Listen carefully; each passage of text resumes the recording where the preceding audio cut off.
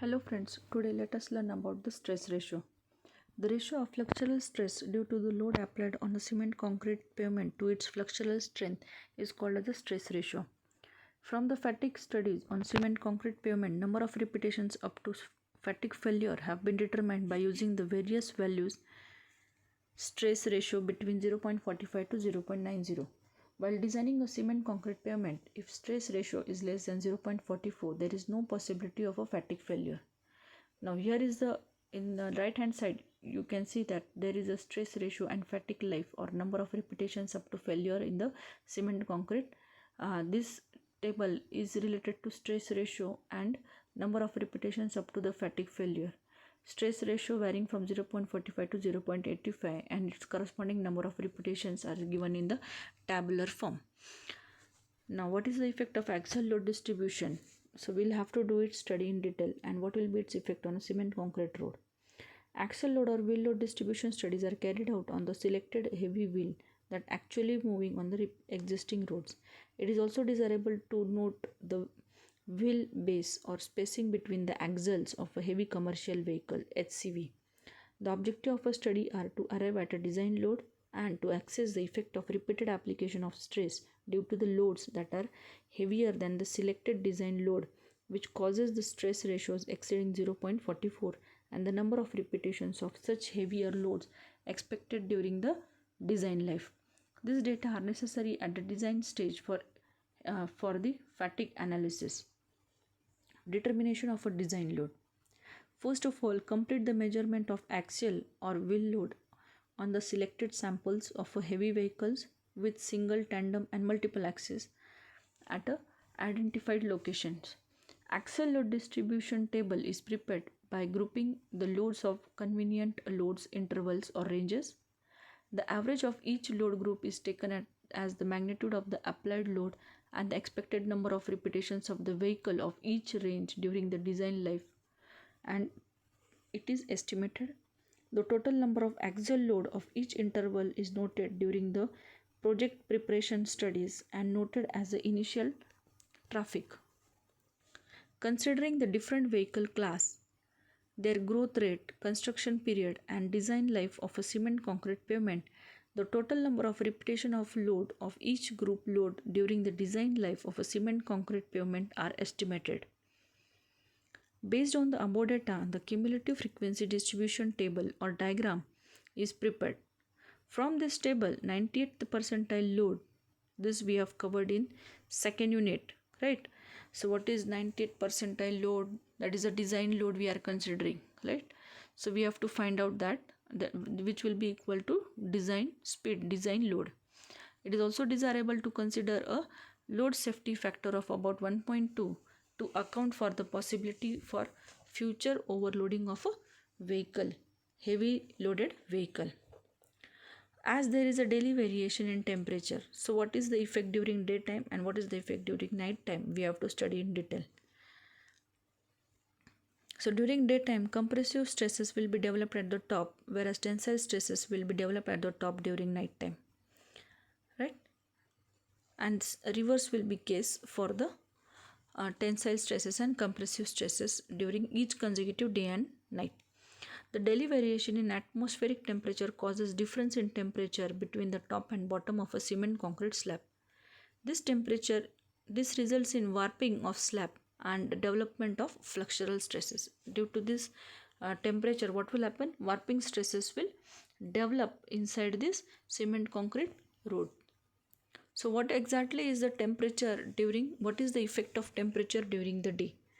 The temperature difference between the top and bottom of a cement concrete pavement results in differential expansion of the slab, causing it to warp. Warping means bending. The temperature difference during the day is given by T degree centigrade is equal to T1 minus T2, where T1 is the maximum temperature at top of the pavement during day and T2 is the temperature at the bottom of the pavement during night. Temperature during night, right? Obviously it will be the opposite condition. At late night, top of the slab becomes cooler, resulting in warping of the slab. This temperature difference during the day is given by at night it's given by T1 minus T2, where minimum temperature at the top of the pavement during night, and make a correction here. Okay, during night it is, and T2 is the corresponding temperature at the bottom of the pavement during night. No warping condition. Now see here, there is a cumulative figure showing the warping in cement concrete pavement. No warping condition means what? During the two short durations within 24 hours, the temperatures and top and bottom of the slabs are equal. That is, no warping will take place. There will be some point where everything will be equal, right? So that is condition is called as a no warping condition. This stage of cement concrete pavement is called as no warping condition of the pavement.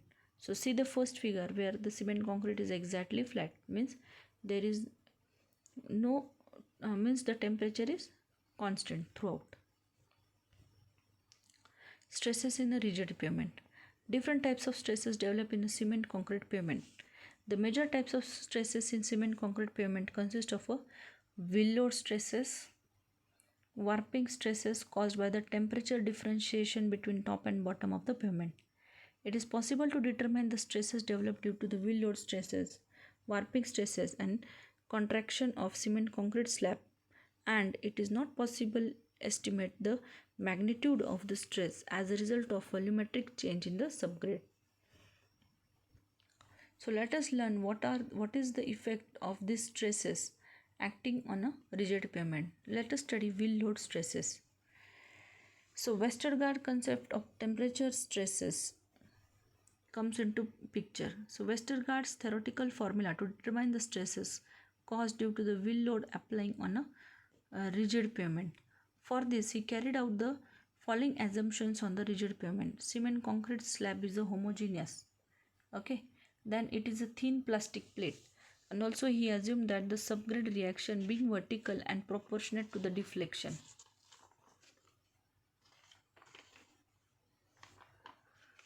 Westergaard's equation for stress for the wheel load applied at the three critical locations, that is interior, edge and the corner. He also studied this for three different equations. Now for the wheel load stresses, Goldbeck was also one of the scientists, A.T. Goldbeck, to indicate the effect of wheel load stresses acting on a cement concrete slab. The formula he derived for this was SC is equal to 3P upon H square, where SC is the stresses due to the corner load given in kg per centimeter square. P is the corner load assumed as a concentrated point load in kg, and H is the thickness of the slab. Again I will repeat, S suffix C is equal to 3P upon H square. Okay. Now this Westergaard stress equation for wheel load are given here. These are denoted by SI. If, as we said, these are acting at three locations, that is interior, edge and corner. So there are three different formulas denoted. Here the equations are not engraved properly. You just write down and make it the corrections. SI stands for stresses at interior, 0.316 P upon H square into bracket 4 log to the base 10 in bracket L by B plus 1.069. Okay. At the edges, S suffix E, 0.572 P upon H square, 4 log to the base 10 L by B plus 0.359. And for S suffix C, see now this formula is totally not properly written here. S suffix C is equal to 3P upon H square. Okay, 3P upon H square into bracket 1 minus into bracket A under root 2 upon L. Okay, that 0.6 is nothing. Okay, A under root 2 upon L. So what are all this? P is a wheel load in kg, A is a radius of wheel load, L is a radius of effective stiffness, H is the slab thickness, and B is the radius of resisting section. Whereas SI, SC, SC, it is a maximum stresses at interior, edge and corner of a pavement, rigid pavement. Now depending upon these formulas, there are various numericals asked in the examination. Also many a times theory part is also asked. So in that case it is mandatory for you to write down the formulas